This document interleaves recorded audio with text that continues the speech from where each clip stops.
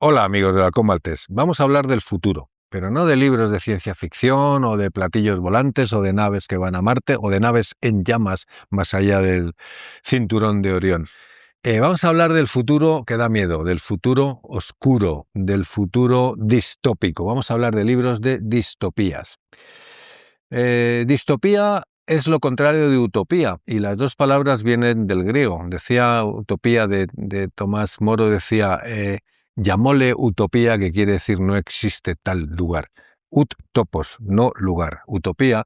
Y distopía viene del griego también, dis significa malo, difícil, defectuoso y topos también lugar. O sea, literalmente significa mal lugar. Una distopía es un lugar indeseable, un lugar malo.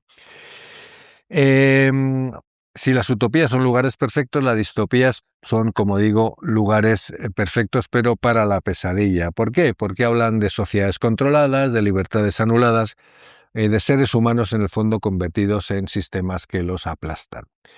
Pero lo más inquietante de los libros de las distopías es que sus autores no hicieron un ejercicio de imaginación, a ver qué me invento como los de ciencia ficción, sino que nacieron de mirar al mundo real, de decir, bueno, como esto sigue así, ¿dónde nos vamos a meter? Es un poco el leitmotiv de todas estas historias, es una respuesta a lo que sus autores estaban en cada momento viendo.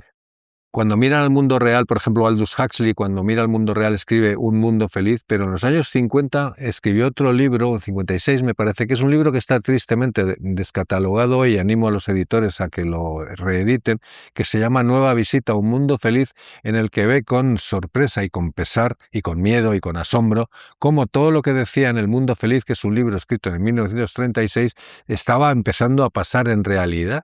Es un libro interesante. Bueno, vamos a empezar a hablar de libros de distopía. Tengo aquí algunos ejemplos interesantes. El primero es el antecesor del género, el primer libro de distopía que yo creo que hay.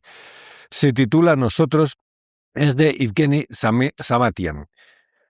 Está publicado en 1924 y probablemente no lo conozcáis, pero yo os recomiendo a que lo hagáis. Este señor, Samyatin, era un bolchevique convencido y escribió este libro en 1924, es decir, 7 años después de la Revolución Rusa, de la Revolución Bolchevique, en la que él participó de una manera entusiasta, activa y pues eso, muy creyó en ella, creyó en la revolución, creyó en el comunismo, pero muy pronto empezó a ver qué es lo que estaba pasando ahí o qué es lo que iba a pasar. Empezó a aterrarse con la burocracia, empezó a aterrarse con el control y empezó a ver con asombro que podía pasar, que era la supresión del individuo en favor del hombre colectivo. Esta novela está ambientada en el Estado Único, en una sociedad del futuro, en la que sus protagonistas, los personajes que aparecen ahí no tienen nombre, son números, viven en casas de cristal con el objeto de que puedan ser todo el momento visibles. Se parece un poco a la televisión del Gran Hermano de 1984 de Orwell, de la que luego hablaré. En esta sociedad del libro Nosotros hay horarios para comer, hay horarios para dormir y hay horarios hasta para tener relaciones sexuales. Fijaros que no he dicho hacer el amor, es tener relaciones sexuales. Y la imaginación se considera una enfermedad. El protagonista se llama D503, es un ingeniero que construye una nave espacial y empieza siendo un ciudadano modelo como el propio autor de este libro, hasta que se enamora. Porque el amor en este libro es el acto más peligroso que existe y por supuesto está prohibido. ¿Importancia de este libro? Bueno, porque es el predecesor de todos los demás, que Orwell lo leyó, que Huxley lo leyó. El libro, por supuesto, estuvo prohibido en la Unión Soviética y el escritor pues, murió en París en 1937, casi olvidado. La historia terminó dándole la razón, pero ya demasiado tarde. Bueno, de nosotros vamos a dar un salto a 1932, a Inglaterra, y vamos a hablar de un hombre con un apellido famoso, Huxley, Aldous Huxley. ¿Por qué tiene un apellido famoso? Bueno, pues porque era el sobrino nieto de Thomas Henry Huxley, conocido también como el Bulldog de Darwin.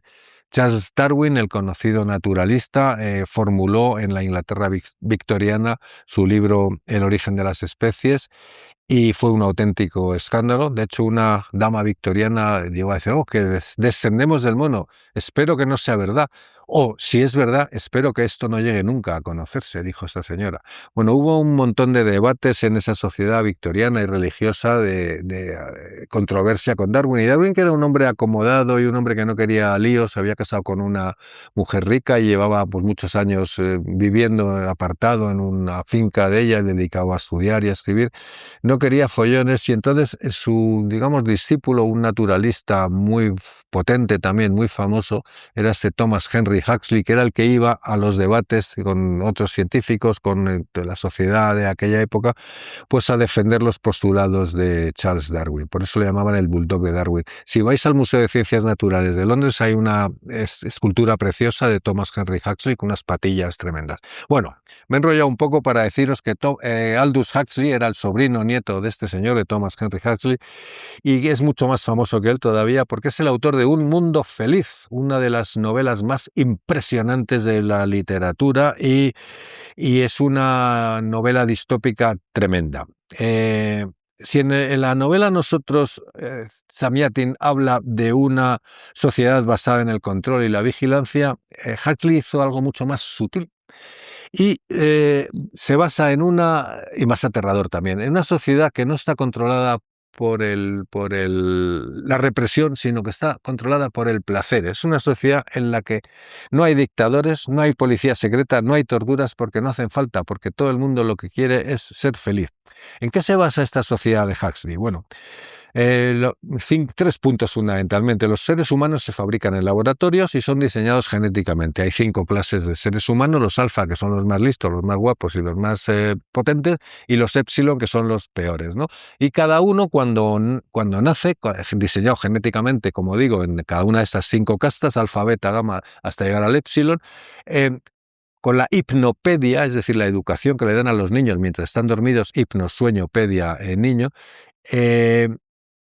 les hace que estén contentos en el estatus que tienen. Es decir, el épsilon, que es el estado más bajo, el proletariado, digamos, les enseña a decir, qué bien, qué contento soy de ser un épsilon, que si fuera un alfa tendría que trabajar más y pensar más y tendría más responsabilidades. Aquí no. Lo mismo con los alfa, ¿no? Qué bien que soy un alfa y no soy un épsilon, que al fin y al cabo pues son pequeñitos y son feos y son no sé cómo. Bien. Si alguna vez sienten algo parecido a la tristeza en esta sociedad en la que tienen todo tipo de digamos, placeres, desde luego el placer sexual está al orden del día, pero no el amor, sino, bueno, tienen sexo de una manera muy, muy libre. Como decía, si alguna vez se sienten tristes o se sienten un poco incómodos, tienen el soma. El soma es una droga fabulosa, una droga estupenda, perfecta, sin efectos secundarios, que te devuelve al bienestar inmediato de una manera muy rápida. No hay libros, no hay arte, no hay familia, no hay amor profundo, porque todo eso genera sufrimiento. Lo que hay es, pues eso, sexo y soma. Sexo, soma y rock and roll. Yo tengo un amigo que dice que vamos un poco a eso, que vamos a la renta básica universal y al ocio low cost. Y el ocio low cost son los juegos de ordenador y las drogas baratas, la marihuana fundamentalmente. No sé si será verdad o no. Pero bueno, ¿qué es lo perturbador de Un Mundo Feliz? Bueno, pues que más bien parece un diagnóstico de la sociedad actual, porque nos advierte que esta sociedad tonta del futuro nos entregamos voluntariamente a ella, es decir, eliminamos cualquier cosa que signifique sufrimiento, que signifique esfuerzo, que signifique, digamos, aspereza, y nos vamos a lo que nos proporciona directamente placer. Seguimos en el Reino Unido, en Inglaterra, y vamos a 1949, unos 13 años después de que Huxley escribiera Un Mundo Feliz. George Orwell escribió una novela que se llama 1984, que todos conocéis. Muchos habéis oído el término orwelliano para referirnos a algo pues como un futuro distópico, aterrador y opresivo. Bueno, pues viene de George Orwell. El mundo es el opuesto al de Huxley. Es una sociedad gobernada por el Gran Hermano. Aprovecho para decir que esto del Gran Hermano es un fallo enorme de traducción que sigue hasta nuestros días, que incluso con un programa infame de televisión que se llama El Gran Hermano, esto en inglés es Big Brother, y Big Brother realmente la traducción es hermano mayor, no el gran hermano. Aquí lo tradujeron mal, Big, grande, brother, hermano. No. Cuando dices Big Brother es el hermano mayor. Pero bueno, como se ha quedado al final con lo de gran hermano, pues seguiremos ahí. El régimen del mundo de 1984 de Orwell, el que gobierna es este gran hermano, y controla no solo lo que haces, sino también lo que piensas. Lo importante de este libro y lo aterrador es que existe una policía del pensamiento, porque tú no puedes ni siquiera pensar contra el Estado, una especie de inquisición en la cual tú dentro de tu casa e incluso dentro de tu cabeza tienes que pensar lo que ellos quieren. El protagonista, que se llama Winston Smith, trabaja en lo que se llama el Ministerio de la Verdad. Su trabajo es reescribir la historia. ¿Os suena? Es un poco familiar para nuestros tiempos. Es decir, cuando un personaje cae en desgracia o un episodio histórico es contrario a lo que piensa el sistema, hay que reescribirlo, hay que eliminarlo de todos los registros escritos y sustituirlo por la verdad oficial. Por eso se llama el Ministerio de la Verdad, en una tremenda paradoja. Eso es peligroso que eso pueda ocurrirnos ahora con la sociedad del algoritmo, con los Google, las nubes y todo esto, ¿no? Por ejemplo, el Trump ha decidido que el Golfo de México ya no se llame Golfo de México, se llame Golfo de América, y ya en Google, si miráis en Google Maps, empieza a aparecer Golfo de América y en pequeñito entre paréntesis Golfo de México, cuando dentro de poco pues supongo que quitarán el México si es que esto triunfa, que yo creo que triunfará desgraciadamente. Bueno, el Ministerio de la Verdad modifica periódicos antiguos, borra a personas que han caído en desgracia, cambia cifras para que el partido siempre tenga razón. Si el partido dice que 2 más 2 son 5, entonces 2 más 2 serán 5. Y no es que te obliguen a repetirlo, es que te obligan a creerlo, es lo aterrador. Conceptos que aparecen en esta novela, aparte del gran hermano, que como digo debería ser el hermano mayor, está la neolengua, está el doble pensar, como Ministerio de la Verdad, que realmente es que se encargan de las mentiras, es el doble pensar, la gran telepantalla que no solo ves tú, sino que también te ve a ti, y es una herramienta pues de control con todo esto. ¿Nos controlan con placer o nos controlan con miedo hoy en día? ¿Nos controlan como en el mundo feliz o como en 1984? Mi opinión, pero es una opinión, es que de las dos maneras. Por un lado hay placer y por otro lado hay represión. Y hay que tener cuidado con el algoritmo, por cierto. Pero la distopía no es solamente un género anglosajón, aunque hasta ahora he citado a un ruso y dos ingleses. Voy a hablar de una distopía escrita en español. Hay un hombre que muchos de vosotros pasáis por alto y que merece citarse aquí, que es Adolfo Bioy Casares, el amigo inseparable de Borges. Bioy Casares escribió La invención de Morel.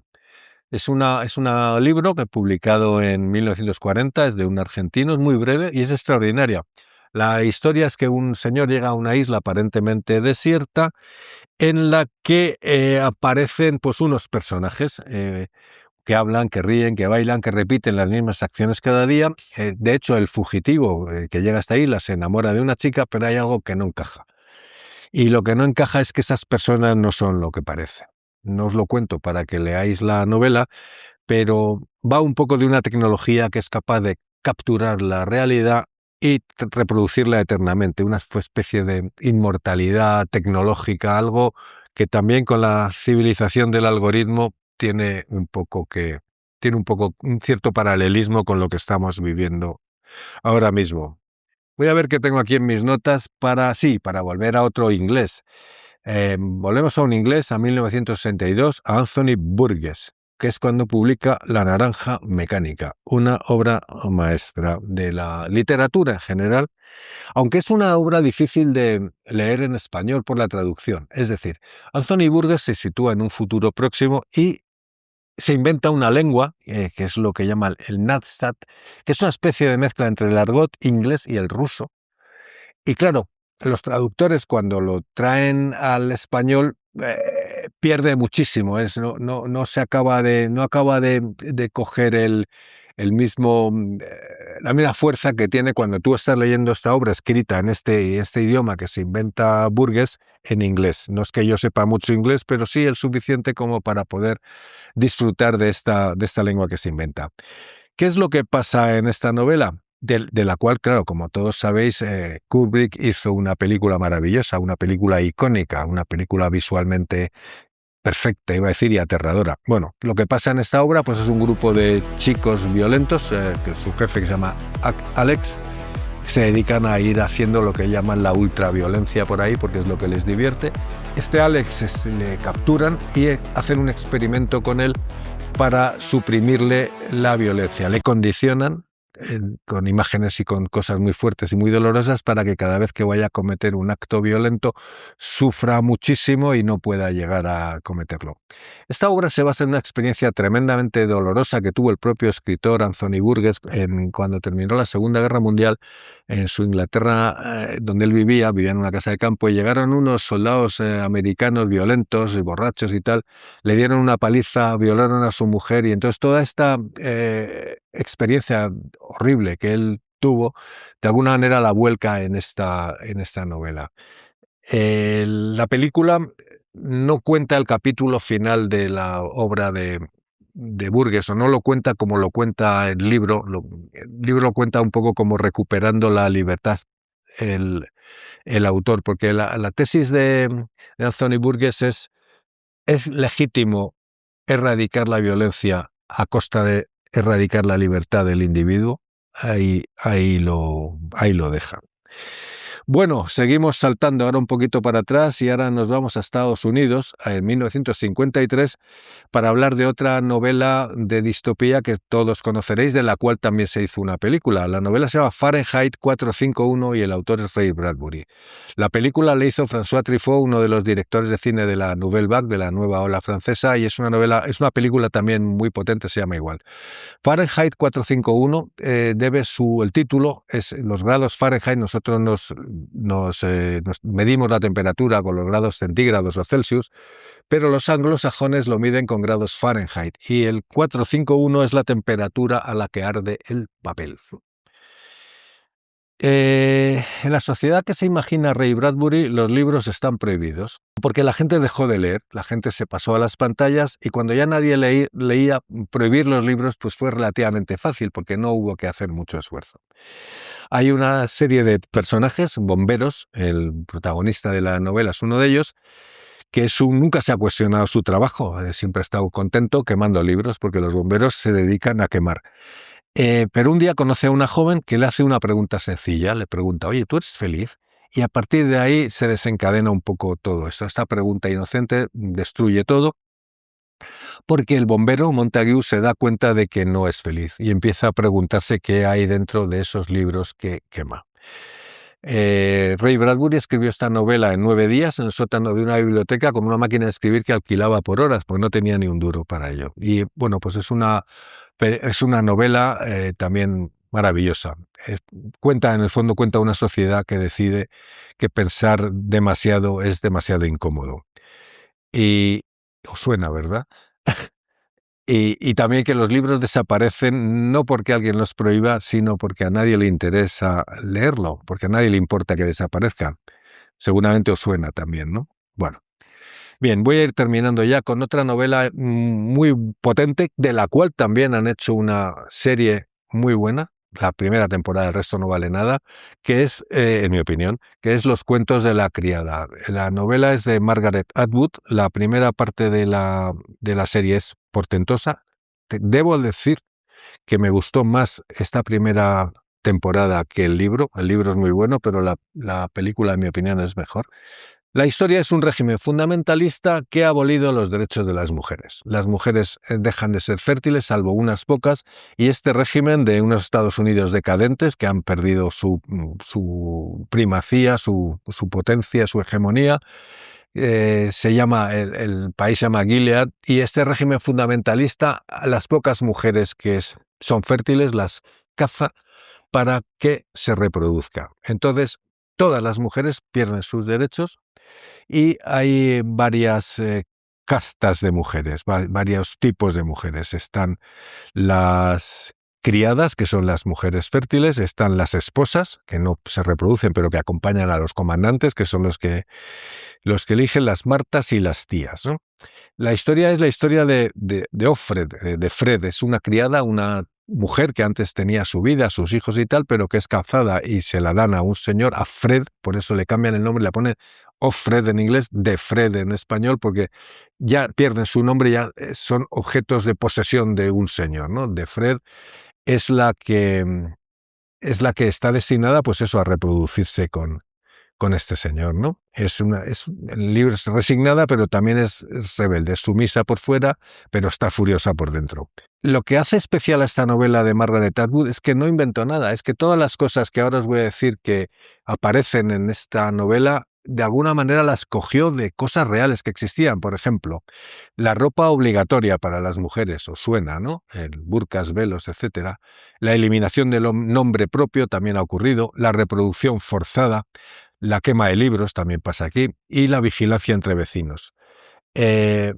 Todo esto es, como digo, es escalofriante, es una buena novela. El final lo deja muy abierto, igual que la serie, pero nos hace mucho reflexionar sobre lo que podemos estar viendo no solo en nuestra sociedad, sino en otras sociedades y civilizaciones con las que convivimos, ¿no? Sobre todo de cara a las mujeres. En Occidente las mujeres afortunadamente están teniendo cada vez más un papel más igualitario con los hombres, o yo diría que por lo menos en la sociedad española es prácticamente igual los derechos y las obligaciones, aunque a muchos va a decir que todavía falta por conseguir, pero una opinión también, pero en otras civilizaciones como el mundo musulmán, pues estamos muy lejos de esto, ¿no? Cerramos con una última distopía que no es tanto, se llama Nunca me abandones, de Kazuo Ishiguro, y nos cuenta como una historia de unos niños que viven en un sitio estupendo, en un internado de inglés, es un lugar tranquilo, con buenos profesores, con campos verdes, los niños pintan, juegan y son felices, todo parece normal, casi idílico, pero la verdad es monstruosa. La verdad es que estos niños no son normales, han sido creados con un propósito.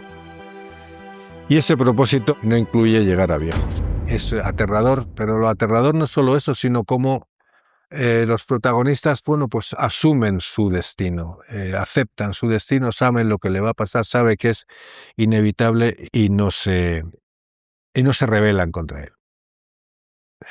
Bueno, todas estas utopías, lo peor de todo es que no son profecías, es que son espejos en los que nos podemos mirar ahora y nos van a dar una imagen, bueno, pues muy aterradora y muy terrible de dónde estamos llegando. Y en el fondo yo creo que hay una pregunta detrás de todo esto, y es ¿cuánto estamos dispuestos a ceder con tal de tener seguridad, comodidad o no tener que pensar? ¿Cuánta libertad vamos a ceder?